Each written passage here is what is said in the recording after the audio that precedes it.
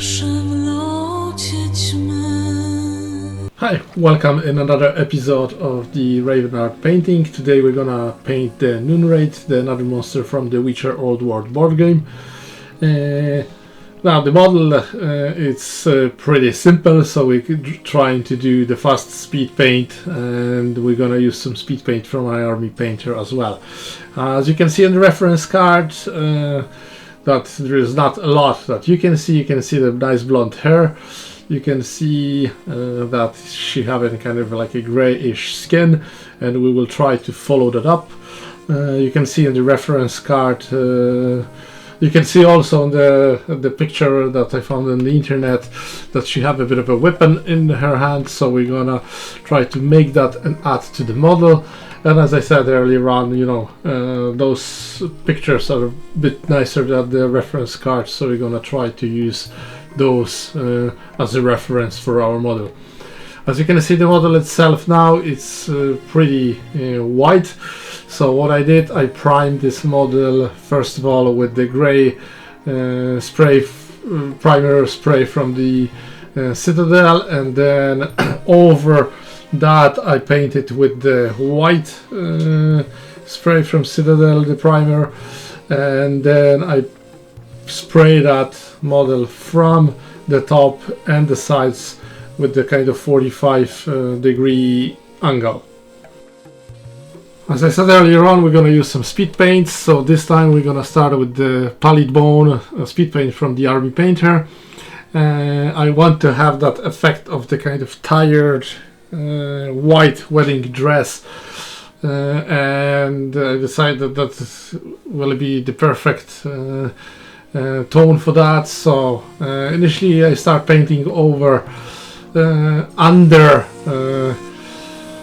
the areas that are hard to reach. They might be a bit darker because they're in the shadow, and then as you can see I paint the veil, and using the cosmetic stick, you can the cotton wool stick, you can remove the paint from the areas that we want to keep white. I will be repeating this process over and over.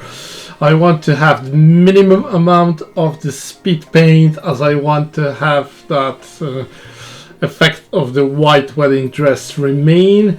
And again, I want that kind of like a warm tone yellow. So this is the process. Initially we're gonna put a wee bit of that speed paint, and then in the very exposed areas, when we want to have that white going through, we remove a little bit of that paint with the cotton stick.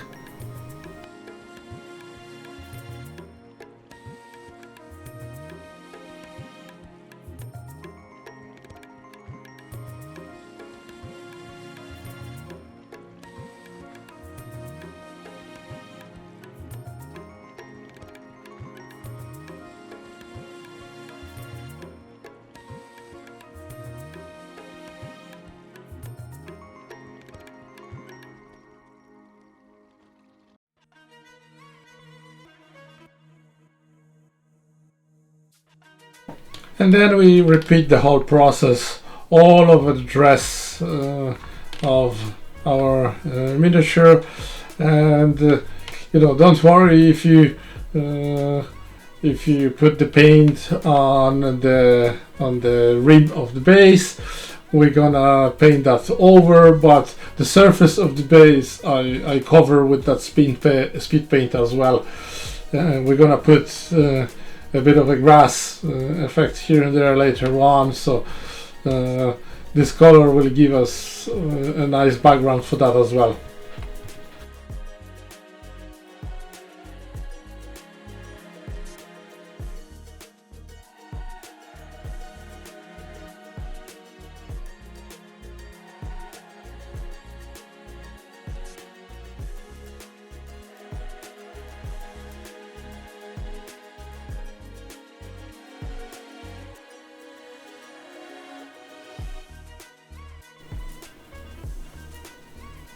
Yeah, so this is how our mini looks so far, and we're gonna move to the next steps. We're gonna paint the hair, so we're gonna do a nice blonde. So we're gonna use as a main color the Everlat Sunset, and then we do a bit of wet blending. So on the top we're gonna add a little bit of the Screaming Skull, and then the bottom of the hair, want them a little bit darker, want a bit of a kind of like a shade effect. So we're gonna add a wee bit of the more from brown.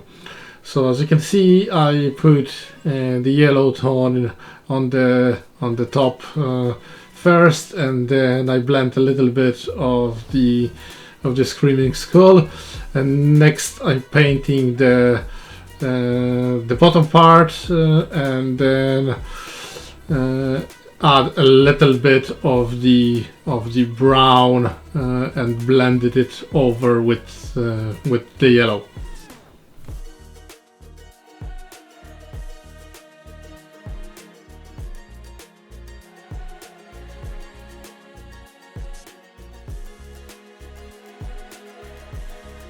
And we repeat the same process on the other side of her face.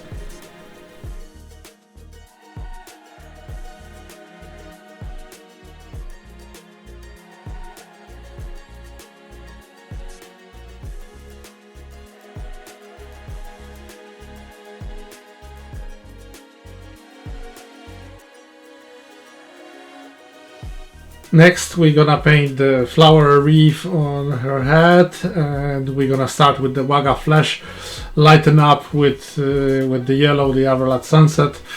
I know on the reference card she had a kind of like a dry flower, but I want to add a little bit more color, at least some tiny we think here and there, so I decided to make it green.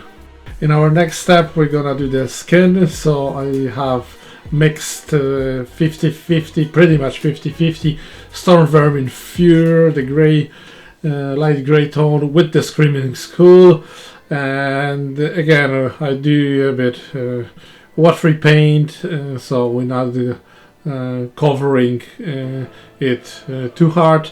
The model was primed with white, so if the paint go deeply into recesses and leave a little bit of those exposed surfaces whiter or lighter tone, that's even better. So again, you know, don't make the paint too thick, and with this color mix paint the whole skin that are exposed on our model. Next there is a couple more details that we're gonna highlight. So there is a couple bones, like the bones from her lower jaw hanging down on her chest, so we're gonna paint them with the pure Screaming Skull. Then the tongue, we're gonna paint it with the Bugman's glow, just to give that a wee bit pink effect. Next we're gonna get the pure white, and we're gonna paint it over the eyes. Again, don't worry if you're painting the eyes, if you make any mistakes. Anyone could make those the easy fix at this stage, so just get back to your gray and do the corrections. Our next step is gonna do a bit of a shading, so we're gonna put the Agrax Earth Shade all over her skin. Again, I would avoid at this stage putting any wash on her dress. I think, you know, the effect we had with the speed paint, it's cool, so we don't want to destroy that, so we're gonna only paint the skin, the hair, you know, those parts of the model. And as well, as you can see now, the base, we want to have that a little bit darker. Now, as you can see, I start making a handle for her weapon. In this case, she's gonna have a sickle. So we need two parts. So the handle will be made from the toothpick. So just use the different grades of the sanding paper to make it a very, very, very thin handle. You know, we want to keep a little bit of the scale as well.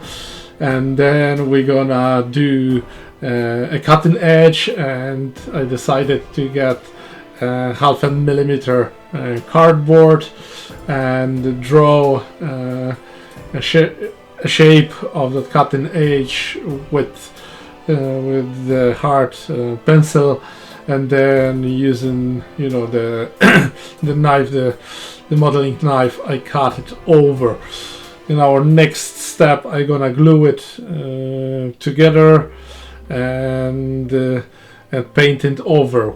I just use the simple super glue to join those two pieces together. And again, the cardboard itself, it will be soft, so it would be beneficial if you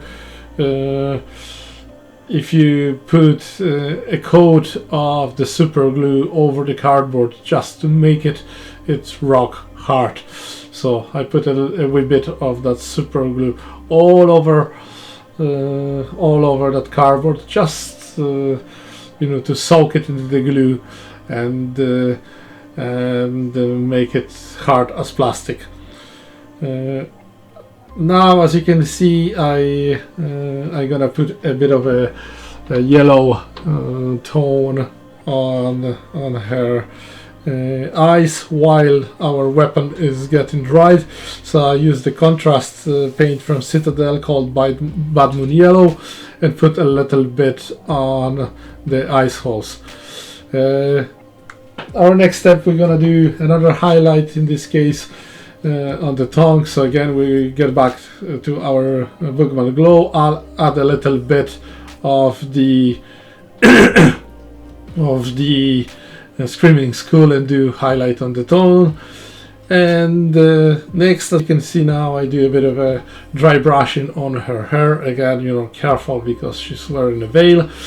So we do a tiny bit of the dry brushing of the yellow tone here and there on her hair.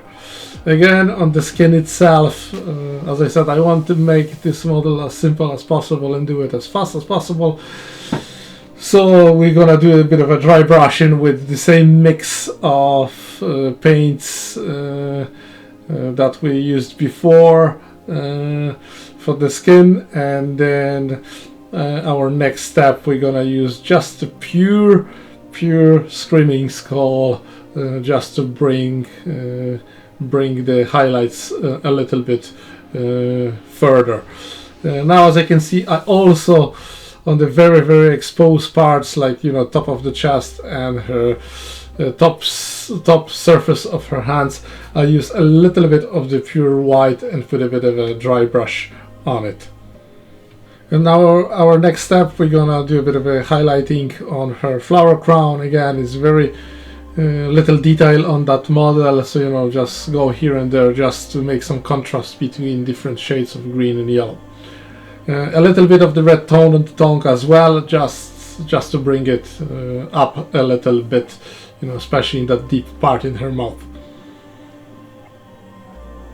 And then we're gonna get a little bit of the green called Hexrite Flame, and again I put here and there to make it nicer. Now, as you can see, her weapon is getting some color, so I used the two different shades of metal, which was the lead belcher and then pure silver, to put it on the cutting edge, and then the handle itself. I have put it a little bit of the brown from Vallejo, but you can put any brown tone on it, and then once that's done, you put a little bit of the glue, again super glue on it, and glue it to her hand. Ideal is the gel super glue, which give you a bit of an extra time while you put it into her hand. Now again, pick up a few more details, especially, you know, those hanging bones on her chest, the jaw, just a little bit of this, and then another correction of her hair with a little bit of the yellow and ivory. The rim itself, the German grey, traditionally for all my monsters from this board game. As you can see now, I decided to put a little bit of the Agrax Earthshade on her eyes. I thought that they are lit. There is no depth, enough depth into it, so just remove the excess. I want that holes a little bit darker, but I want them to remain kind of very bright yellow. And just to finish it off, a couple final details, a little bit of the grass here and there. As I said in the beginning, there is not much room to put it in, but a couple pieces will do the job. And just to finish it off, a wee bit of the blood for the blood god on her weapon and on the base, and a wee bit of the shiny on her eyes. So this is how the model looks so far. So thank you very much for watching. I hope you did enjoy this mini wind patent. I hope you like the new approach with a bit of a speed painting. I'm not promised I'm gonna do more of that. I prefer the other way, but I open for any ideas, and the speed painting for this particular model I think looks pretty cool. So again, write in the comment what you think about that, and I hope to see you on my next clip. Don't forget to subscribe and give the thumb up. Thank you very much for watching, and see you next time. Take care. Bye.